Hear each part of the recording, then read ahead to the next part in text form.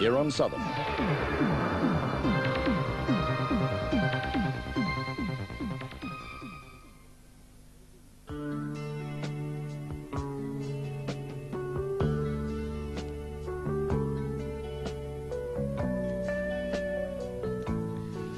Hello, good evening. Since you're seeing me first, we'll assume that I'm doing the interviewing, but with me is Roger Royal, and a face very well known to people who watch at this time on a Southern television. But your hat this time, Roger, is the Save the Children Fund.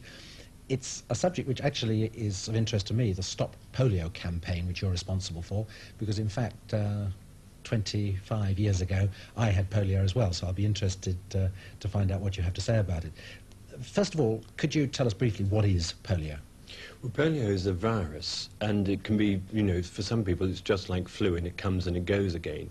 But for other people it's a virus that attacks the muscles, sometimes at the back of the brain and sometimes at the spine, and even into the shoulders and things like this, and causes a sort of paralysis.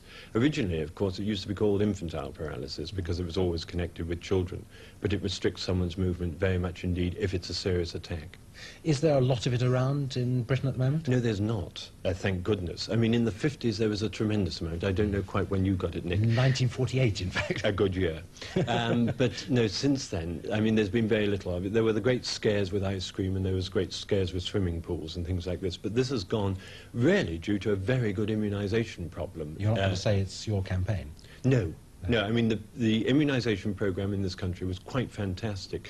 Our worry now in this country is because of the scares that came with whooping cough and measles and things like this, people stopped having their children immunised, and they stopped having them immunised against polio as well. And in some of the inner city areas, in fact, only half the children, or under half the children, have been immunised against polio. Now, it would be a scandal if in this country polio was to return. So that's part of your concern with this campaign, but the bulk of your concern, I gather, is abroad. Yes, we must get the education point across here, but obviously it's abroad, and we're starting off in 3 countries in Africa, in Swaziland, Malawi and Lesotho.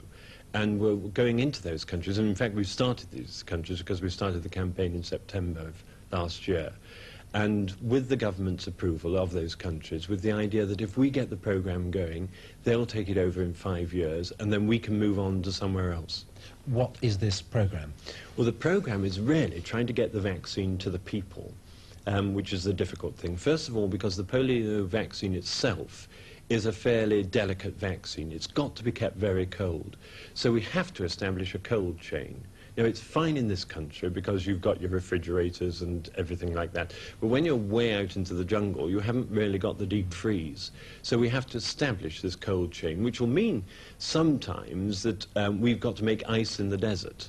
And Strathclyde University have done a fantastic thing and found out a device of making ice that was thought of in 1834 or something, so that we can get ice that we put into thermos vacuum flasks and use those vacuum flasks to keep the vaccine cold. So that's the first problem, of keeping the vaccine cold. It sounds like you're making problems for yourself, because there must be a lot of other diseases that need immunising against, and it would be a lot easier. No, the thing is that once we've established with polio, then the vaccines for all the other diseases can travel the same way.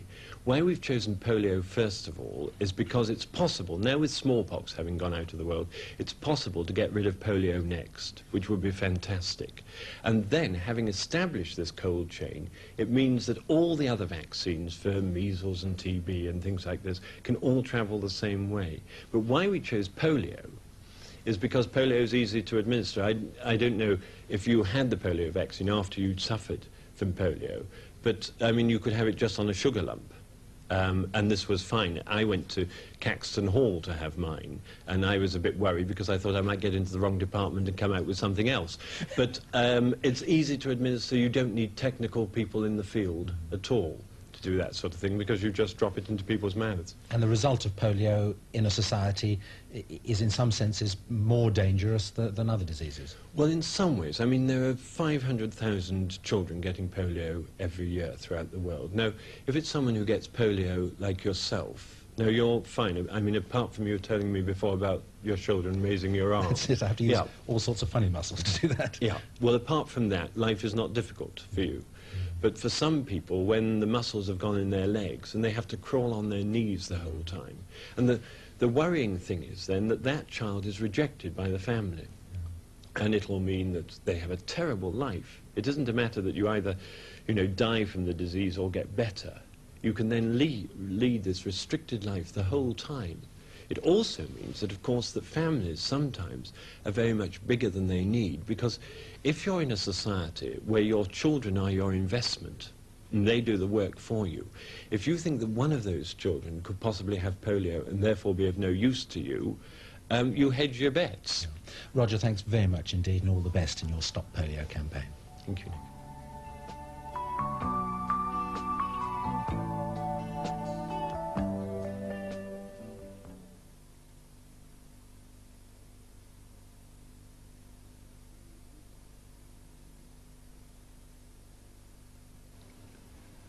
Love bade me welcome, yet my soul drew back, guilty of dust and sin. But quick-eyed love, observing me grow slack from my first entrance in, drew nearer to me, sweetly questioning if I lacked anything. A guest, I answered, worthy to be here. Love said, you shall be he. I, the unkind, ungrateful? Ah, my dear, I cannot look on thee. Love took my hand and smiling did reply, who made the eyes but I? Truth, Lord, but I have marred them. Let my shame go where it doth deserve. And know you not, says Love, who bore the blame? My dear, then I will serve. You must sit down, says Love, and taste my meat. So I did sit and eat.